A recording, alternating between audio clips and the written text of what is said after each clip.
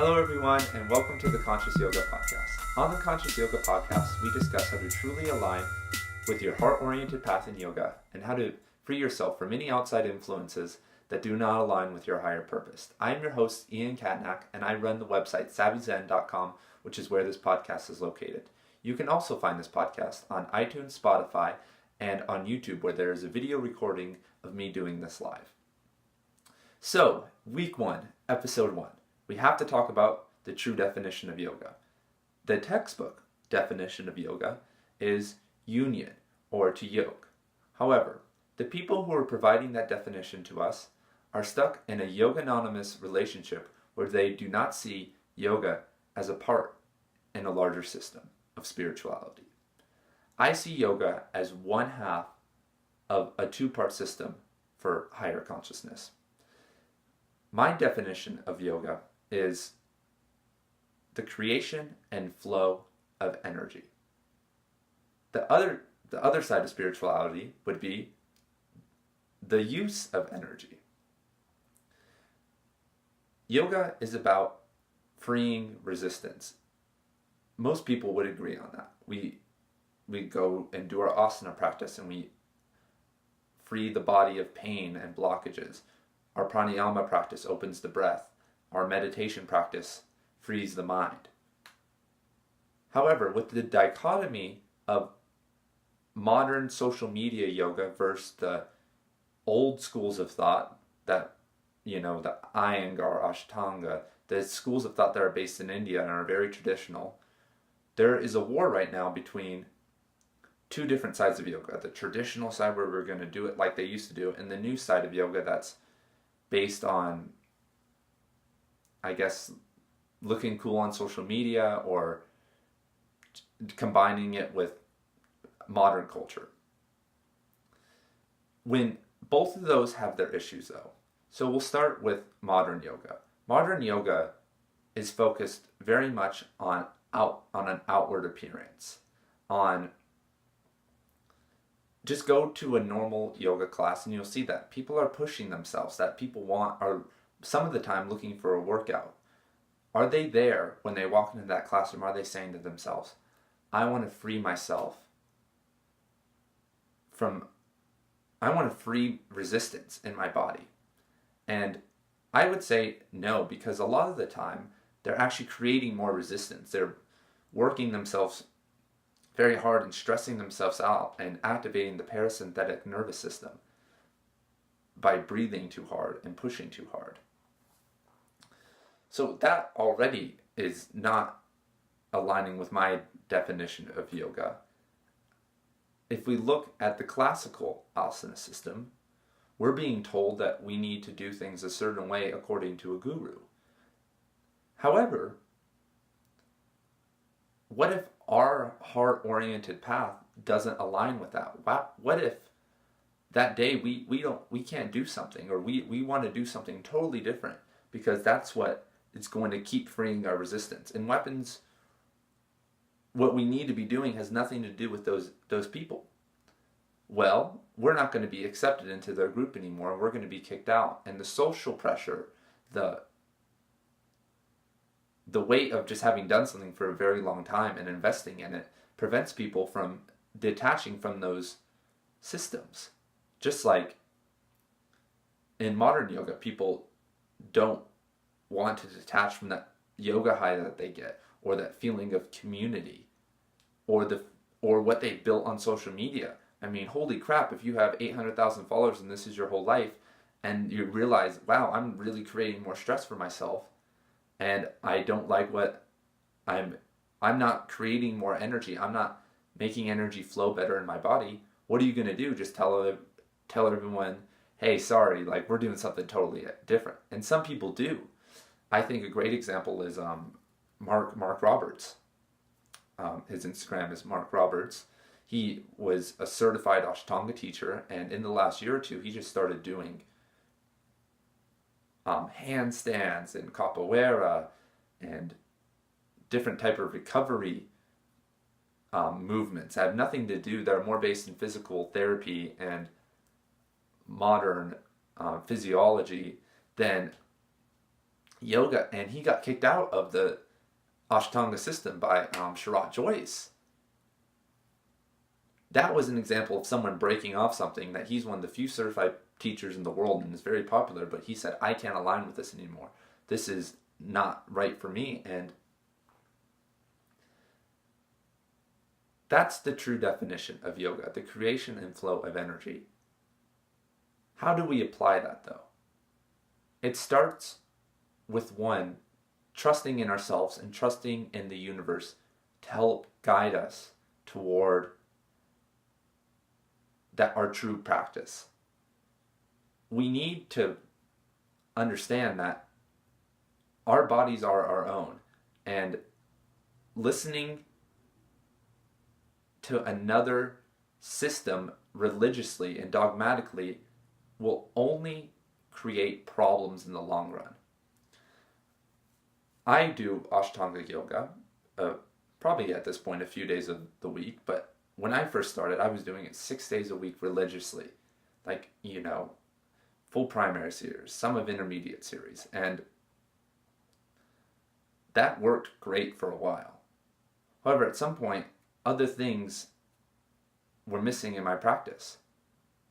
And I was pushing myself to focus on achieving higher things, but more advanced asanas, so I could, be done with this and at some level, be better than who I was or be better than other people. And that is not creating more energy. I would be sitting there and pushing myself and waking up way too early and not taking care of myself and making that a main priority in my life, when the main priority needed to be a yoga practice that helped free resistance in my body. That may be a scary thought if we're starting at the asana level. Something that you have no resistance to doing, that creates no stress, no pain, no over-breathing, no overthinking.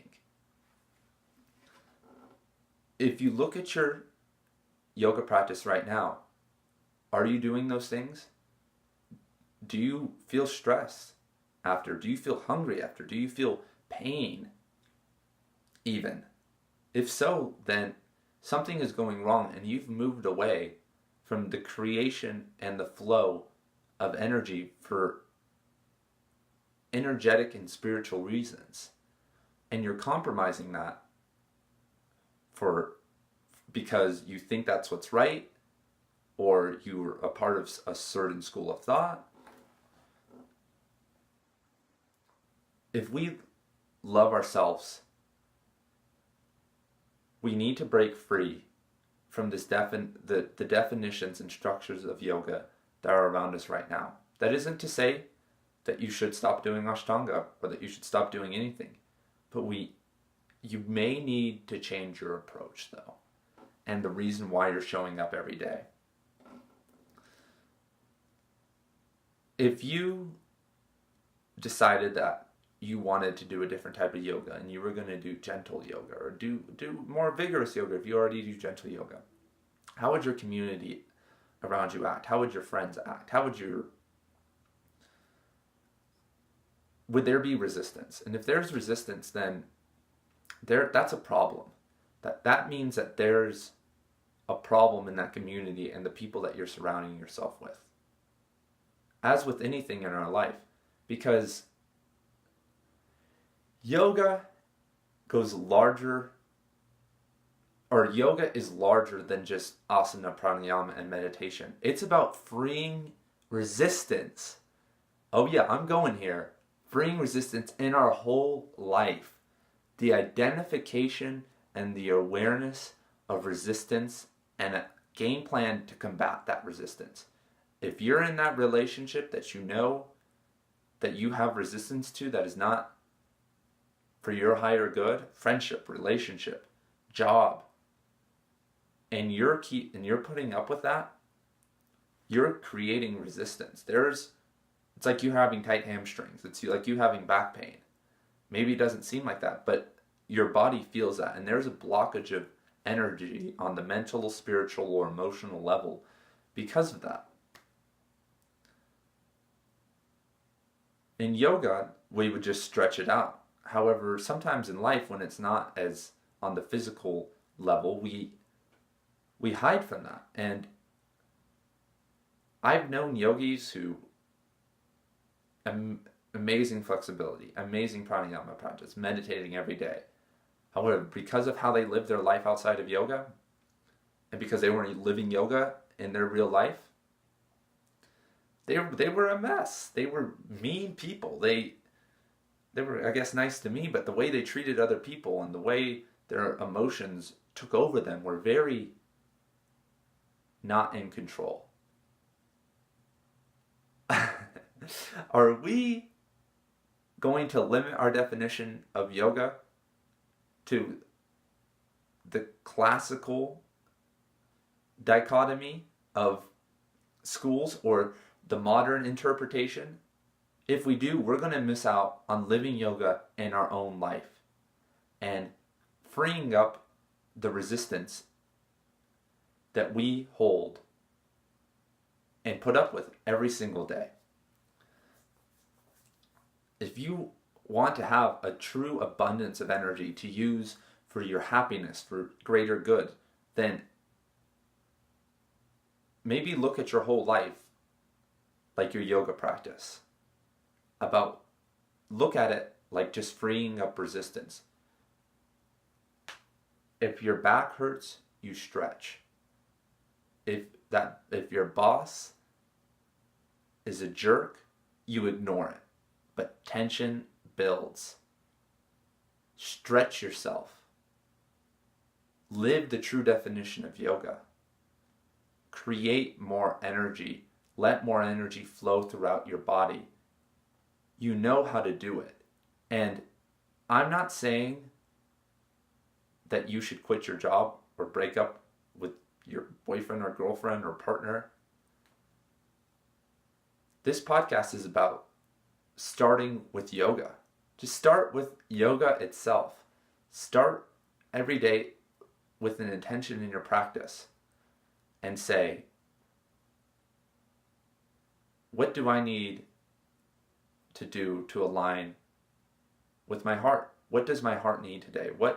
Not my head. My head's saying, I need back bends. I need hamstring flexibility. I need to get some stress out and work hard.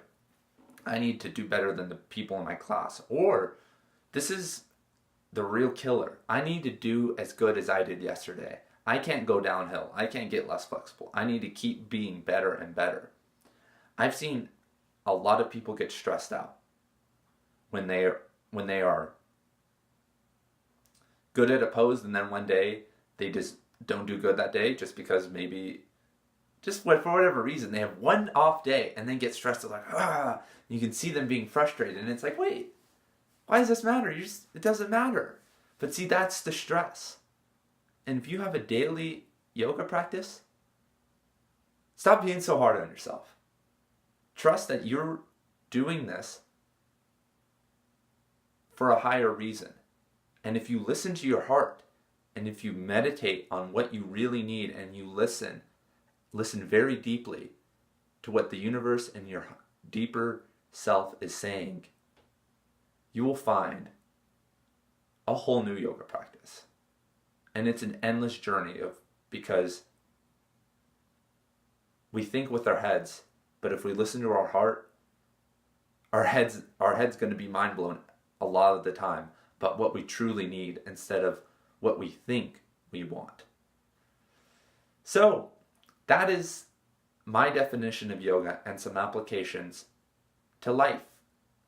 Start with your yoga practice and then start maybe viewing your life through the context of yoga and about needing to free resistance, just like you're doing in your yoga practice. I am very excited about this podcast because I want to align from the heart. I don't want any creepy marketing or people who are involved in that as guests. I want to talk about real topics and things that are going to help increase the consciousness of the yoga community and the world at large. So, this is a weekly podcast. Once again, you can find it on iTunes, Spotify, SavvyZen.com, YouTube. Check out the blog on SavvyZen. I have a lot of new articles, more videos, and I'll see you guys next week.